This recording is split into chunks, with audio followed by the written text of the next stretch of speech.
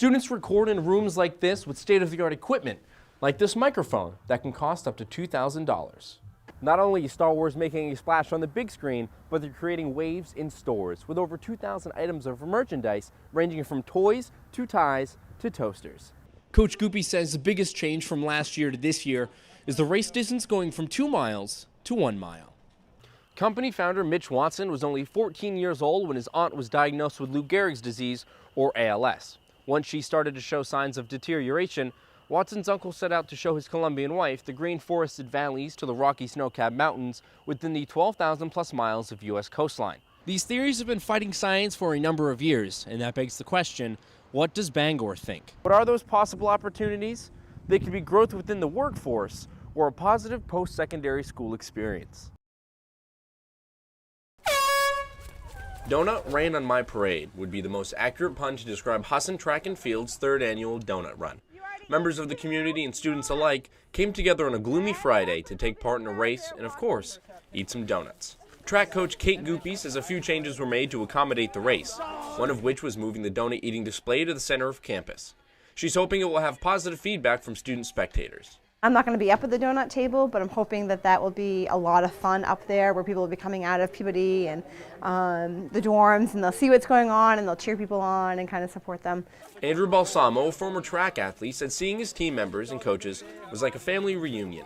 Yeah, it's good to see Goop again. I haven't seen her all too much this semester, but it was good. I'm glad I was able to make it. Most notable changes from the donut run's 1st to 2nd year was a decrease of donuts to consume from 4 donuts to just 2. Coach Goopy says the biggest change from last year to this year is the race distance going from 2 miles to 1 mile. So they'll run 800 yards up to right in the center of campus so people can watch the spectacle that will be the donut eating, and then run back down here to Newman. The race is an open event with participants from all walks of life. Some run with friends and others with dogs, but the rest race for the dough. All the proceeds go to support Hassan University's track and field programs. Coach Goopy says the continuation of the donut run is up in the air as other fundraisers requiring less preparation are being planned. For NESCOM Connection, I'm David Furtado. The 8th graders at Dowdy School and all over Maine may not know it, but they are the graduating class of 2021, and the rules for graduating are changing. Maine legislature passed a law requiring all Maine high school students to demonstrate proficiency in 8 content areas in order to graduate. The law will affect the incoming class of 2021 and continue with the following classes. Maine high school students will have to show proficiency in 4 main core areas: English, math, science, and social studies. High schools throughout Maine will work with their curriculum over the next 5 years, adding 1 more content area until all 8 are in effect with the class of 2025. High school students graduate currently on class credits. Credits are earned based on points obtained through completed assignments such as homework, participation, and classwork. Gone is the credit in state law, but the law also allows school departments to add local standards. We've kept credits because we know that that means something to students. It ensures that they get a broad education, that they experience all the disciplines. With proficiency, the student has to demonstrate independently that they are able to do the content, and there aren't extra points.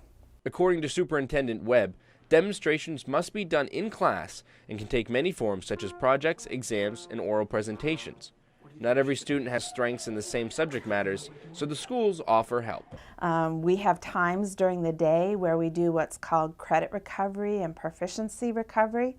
So if a student is struggling in math with a concept, then they're going to have to spend more time to demonstrate that they can do that proficiency. And we try to catch them as soon as they start to slip.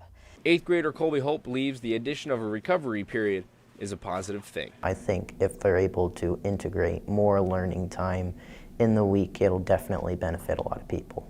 Superintendent Webb says proficiency systems will be built right into the high school curriculum to keep the courses consistent throughout the years.